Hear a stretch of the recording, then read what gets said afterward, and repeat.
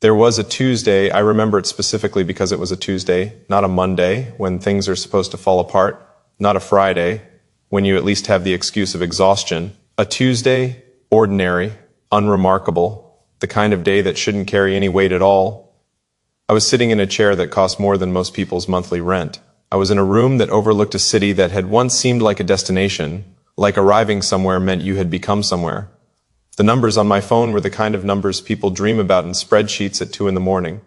The calendar on the screen in front of me was packed, every hour spoken for, every minute allocated. I had optimized my life so thoroughly, so ruthlessly, so completely, that there wasn't a single wasted second, and I was empty, not tired, not burnt out, empty. Like someone had reached into my chest and quietly, efficiently removed everything that wasn't productive. Like efficiency itself had become a kind of erosion. I sat there and I thought, I have everything I said I wanted. And then, a few seconds later, the thought that changed everything. I don't feel anything about any of it. Let me tell you what I built. I built systems. I built teams. I built companies and products and processes and pipelines and platforms. I built the kind of reputation that walks into rooms before you do. I built mornings that started at 5 and nights that ended when I finally ran out of tasks, not because I was done, you're never done, but because my body would simply refuse. I built a version of myself that was extraordinary in every way that could be measured. I built a wall and I called it discipline. I built a fortress and I called it success. I built a machine and I called it a life. And somewhere in the building, somewhere between the third company and the fourth pivot and the fifth version of myself that I rolled out for public consumption, I forgot to build anything real. I forgot to build a home inside myself, not a house, not a penthouse, not a status symbol with good lighting and better acoustics, a home. The kind of place you go when the performance is over. The kind of place that doesn't need your credentials at the door. The kind of place that says you can put it down now. All of it. Just for a moment. You can put it down. I didn't have that. I don't think I'd ever had that. Wait, before you scroll, I know what you're doing. I know because I used to do it too. You're watching this the way I consumed everything. Efficiently, extractively, looking for the 3 tips, the 5 lessons, the 1 sentence you can screenshot and paste into your notes app and feel like you've done something meaningful today. I see you. And I'm not going to give you that, not yet. Because what I have to say first isn't comfortable, it isn't optimizable, it can't be distilled into a morning routine. What I have to say first is this: you are exhausted in a way sleep doesn't fix. Don't deny it, not physically. Physically, you're probably fine. You've got your supplements and your sleep tracker and your 8 glasses of water. Physically, you are a well-maintained vehicle, but you, the person inside the vehicle, you are running on fumes. You are performing okayness so consistently, so fluently, that you've started to believe the performance is the reality. You've confused the mask with the face. You've worn it so long, you've forgotten what it feels like to take it off. I know this because I lived there for years. I know this because I got very, very good at it. Here's what I learned, and I need you to stay with me here because this is the part that matters. Achievement is not the same thing as aliveness. Read that again, slowly. Don't skim it. Don't use it as a caption. Achievement is not the same thing as aliveness. I thought it was. I genuinely, deeply, sincerely believed that if I built enough, accomplished enough, if I made myself undeniable enough, that eventually the aliveness would arrive, like a reward, like something you unlock at a certain level. I thought success was the door and meaning was the room behind it. I was wrong, and the terrifying part, the genuinely haunting part, I didn't know I was wrong until I had everything, until I'd already spent 15 years optimizing for the wrong destination, until the compass was perfect and the map was wrong and I'd traveled with extraordinary precision to a place I never actually wanted to be. That's the cruelest kind of wrong, the kind that takes the longest to see. Tell me something, when did you learn that love was conditional? Because somewhere, in a house you grew up in a classroom, in a relationship that asked too much of you too early, you learned that you had to earn being kept. You learned that love comes with a performance review. That approval is a currency. That if you stop producing, stop achieving, stop being useful or impressive or strong, something important gets withdrawn. I learned it early, not because anyone sat me down and said it. Nobody ever does. It's subtler than that. It's the look on a face when you bring home a grade that isn't perfect. It's the energy in a room when you failed at something. It's the way certain silences feel like punishment. It's years of microscopic signals, and by the time you're an adult, you've internalized the equation so completely that you don't even recognize it as a belief anymore. It just feels like truth. The truth, as I understood it, produce or be abandoned, perform or be unloved, be extraordinary or be nothing. So I became extraordinary, and I protected myself with it. I used achievement the way other people use walls to keep distance from anything that could hurt me. Because if I was always impressive enough, always achieving enough, always a few steps ahead of failure, nobody could get close enough to see what was underneath. Nobody could reach the part of me that was still that kid, white-knuckling approval, terrified of being truly, fully known, because being known is dangerous. If you're known, you can be rejected for the real thing. If you only show the polished version, the rejection never quite reaches you. I thought I was protecting myself, I was imprisoning myself, and the prison was beautiful, which made it almost impossible to recognize. Beautiful prisons are the worst kind. They come with endorsements and applause and people telling you you're an inspiration. They come with evidence, real, quantifiable, undeniable evidence that the strategy is working, that the wall is worth it, that the performance is paying off. Nobody tells you that it's also a cage, that the same discipline keeping failure out is also keeping connection out, that the same control that makes you powerful makes you unreachable, that the same armor you built to survive is now the thing preventing you from living. I had to lose something to understand that. Actually, I had to feel something, and that's where she comes in. Look at me for a second. I want to describe her the right way, because I've heard these stories go wrong. I've heard the version where the woman is the rescue, where she arrives like a plot device, like a spiritual reward for the protagonist's suffering, and suddenly everything is healed and beautiful and meaningful. I'm not telling that story. She didn't fix me. She's not a treatment. She's not a symbol. She is a person, and that's the point. I had been surrounded by people for years. Assistants, collaborators, investors, advisors, friends who were really professional acquaintances who wanted to be friends because of what I represented. I had been around people constantly and I had never felt more alone in my life. And then there was her. She didn't arrive dramatically. There was no cinematic moment, no thunderclap of realization. She was just present in a way that was so different from everything else in my life that I didn't know what to do with it at first. I kept looking for the angle. I kept waiting for the ask. I kept expecting her to need something from me, to want something, to be performing warmth in exchange for access or influence or proximity to whatever I had built. She didn't, she just stayed, not because of what I could offer, not because of what I had built. She stayed the way a tree stays, quietly, firmly, without needing to be acknowledged for staying. And she looked at me, not at my accomplishments, not at my company, not at my calendar, at me, and she asked a question so simple it broke something open. Are you okay? Not how's the company, not what are you building next, not I saw the announcement, incredible. Are you okay? I didn't know what to do with that question.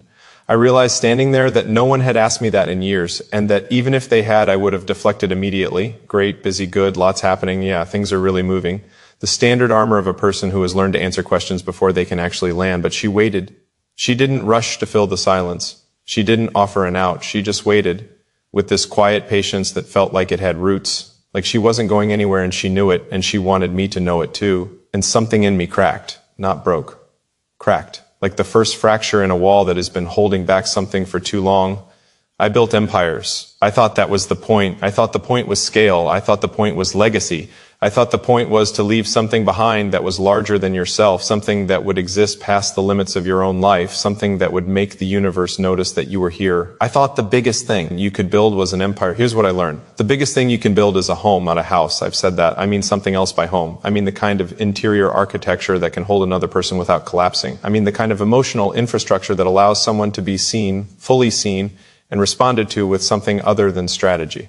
I mean the daily, quiet, unglamorous work of being present with another human being in a way that doesn't serve any goal, that doesn't optimize for any outcome, that simply is, that is harder than anything I have ever done. It is harder than building a company from scratch.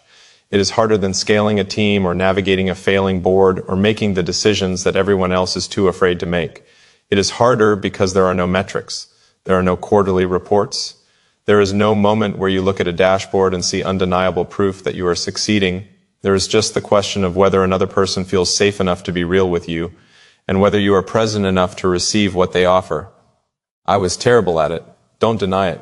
Look, I'm not talking about you specifically.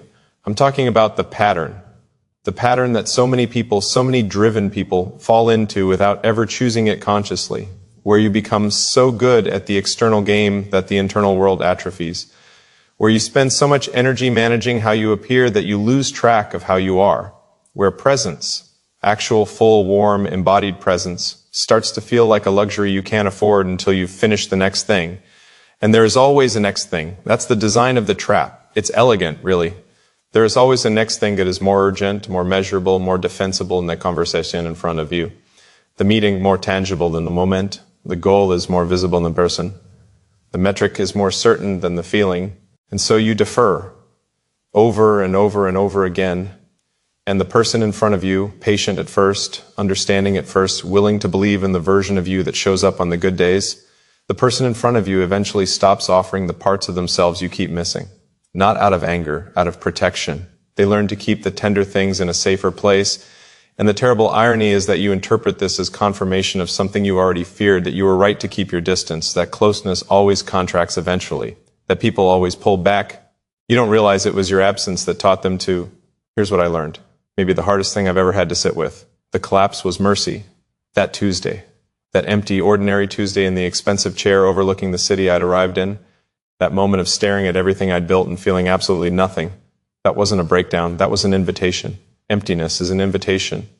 When you filled every hour, every goal, every relationship with performance and productivity, and then one day you sit down and feel nothing, the nothing is trying to tell you something. The nothing is the first honest thing you've felt in years. The nothing is your actual self surfacing at last, exhausted from the effort of being buried, asking you to finally pay attention. I didn't know how to receive that. My first response was to optimize my way out of it. I rearranged the schedule. I added new goals. I booked a retreat. I hired a new advisor. I tried to solve the emptiness the way I'd solved every other problem, with strategy, with investment, with relentless forward motion.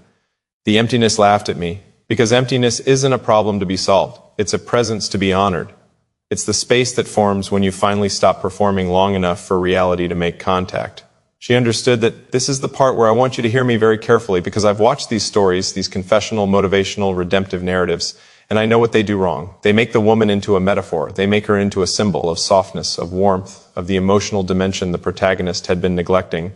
They use her as a device to demonstrate growth. She is not a device. She is a full human being with her own complexity, her own history, her own ambitions and fears and contradictions.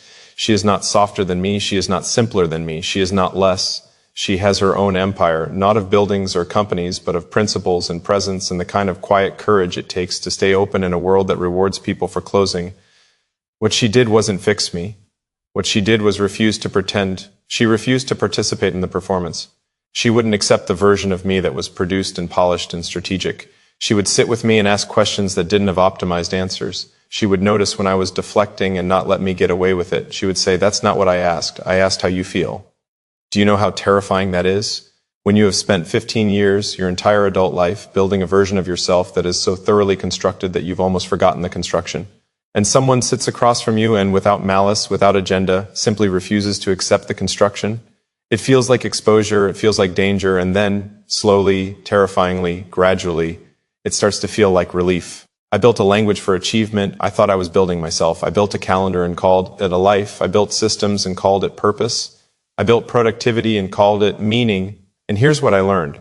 Standing in the wreckage of a Tuesday, looking at the city, looking at the numbers, looking at everything that should have been enough, you can build the entire world and still have no home to come back to. The bravest thing I ever did was not the company, not the pivot, not the impossible deadline I met by sheer force of will. The bravest thing I ever did was sit across from another human being and say, "I don't know how to do this." 3 sentences, 10 words. And I meant them in the most fundamental way, not the company, not the strategy. This, connection, presence, being known without flinching, letting someone real reach the real thing.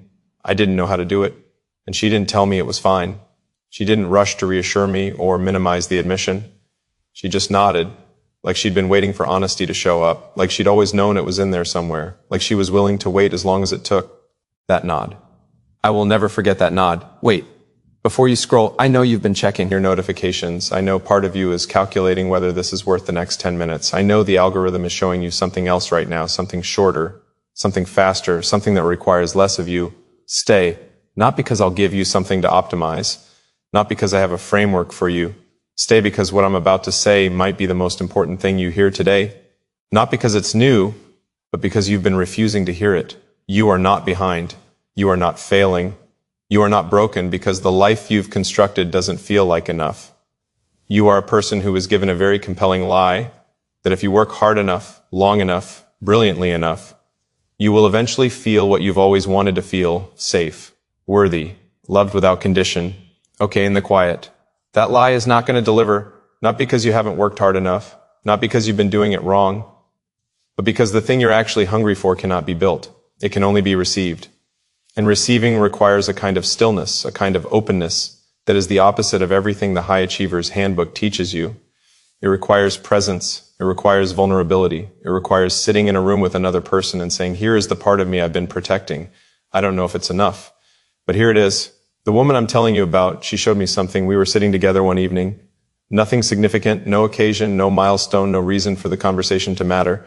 And she said something that I've thought about every day since. She said, I don't need you to be more. I need you to be here. I don't need you to be more. I need you to be here. I want you to feel the weight of that sentence, because when she said it, I didn't understand it immediately.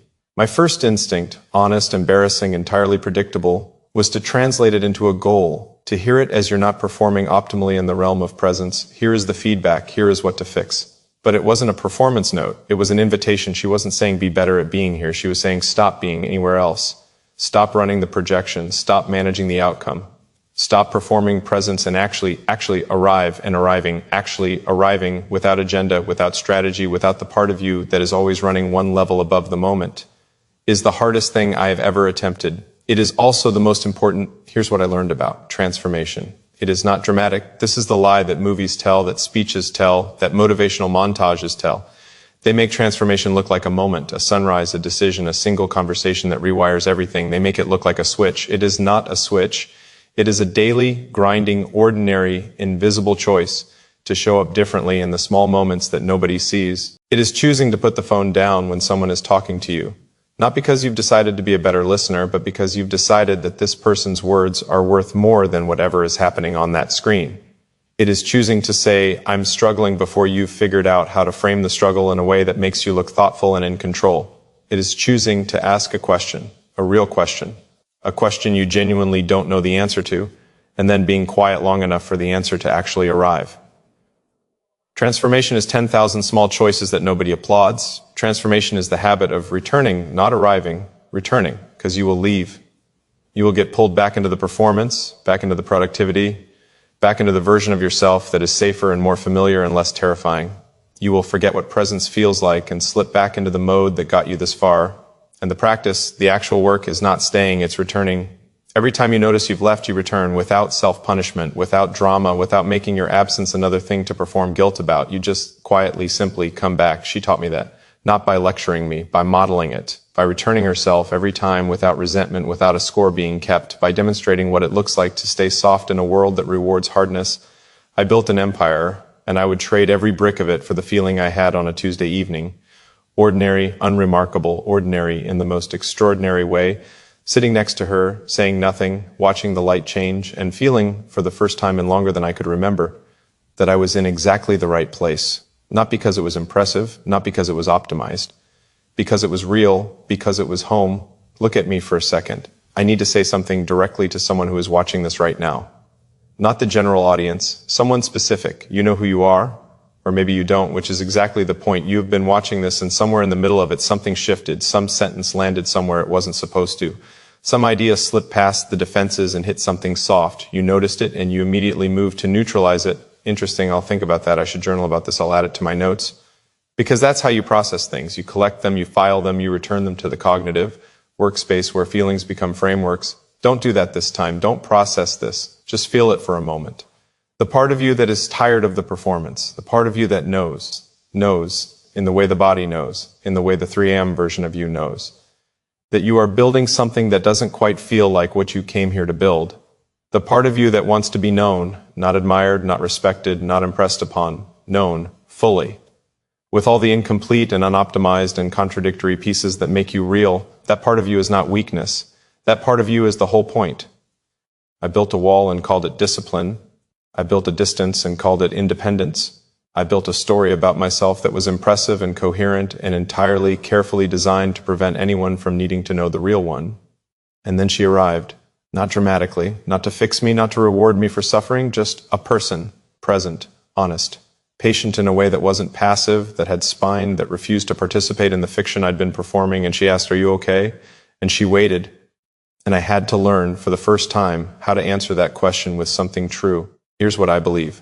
And I want you to hear this not as a conclusion, not as a wrap-up, not as the lesson the algorithm said you needed today. The greatest thing I will ever build is not a company. It is not a product. It is not a legacy in the traditional sense. Not something that outlasts me, not something that scales.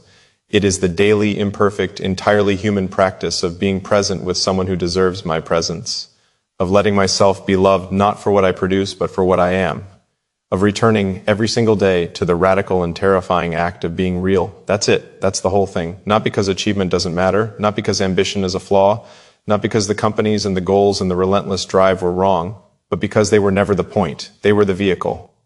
And I confused the vehicle with the destination, and I drove and drove and drove, and arrived at a place I had never actually wanted to go. The destination, I know it now, is this: a room, evening light, another person, real conversation, the courage to say the true thing, the grace to receive the true thing in return. Don't deny it. Tell me something. When was the last time you were completely, genuinely, unperformatively yourself with another human being? When was the last time you said the real thing? Not the strategic version, not the emotionally intelligent framing, not the version that makes you look thoughtful and self-aware. The real thing?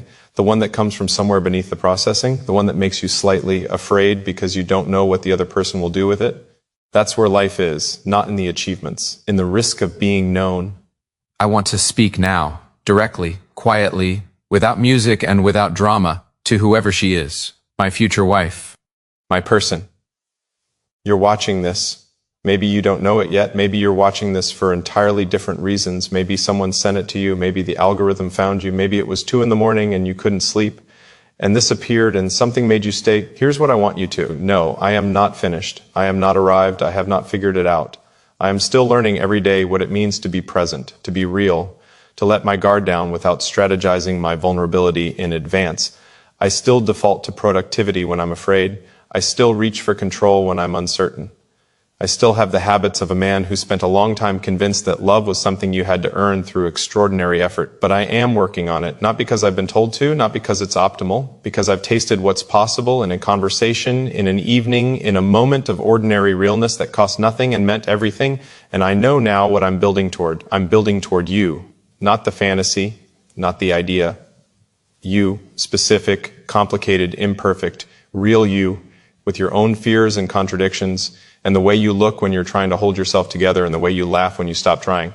I'm building toward the version of myself that is worthy of being honest with you. That's the work. That's the whole work. Wait, before you scroll, look at me for a second. The empire you're building, it's real. The ambition is real. The discipline is real. None of that needs to be dismantled. But somewhere, when the calendar is full, and the metrics are moving, and the version of yourself you've presented to the world is performing exactly as designed, somewhere in that life, leave a door open. Leave a space that isn't optimized. Leave a moment that doesn't produce anything. Leave a room inside yourself that another person could walk into and find something true. Because the bravest thing you will ever do, braver than the pivot, braver than the launch, braver than every impossible decision you made when everyone else was afraid, the bravest thing you will ever do is let yourself be known. And the second bravest thing, just as hard, maybe harder, letting yourself be loved for it. I built an empire. I thought that was the foundation. Here's what I learned. It was just bricks. The foundation, the real foundation, is not what you build, it's what you're willing to reveal. Not the highlight reel, not the strategic disclosure. The actual foundation, I don't have it all together.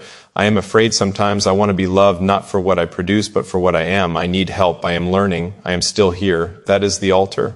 That is what you build a life on, not the empire, the honesty. Go. Not to your notes app, not to your productivity system, not to the framework you'll build around this so it can be processed and filed and acted upon efficiently. Go to whoever is in your life that you've been slightly too busy to be fully present with.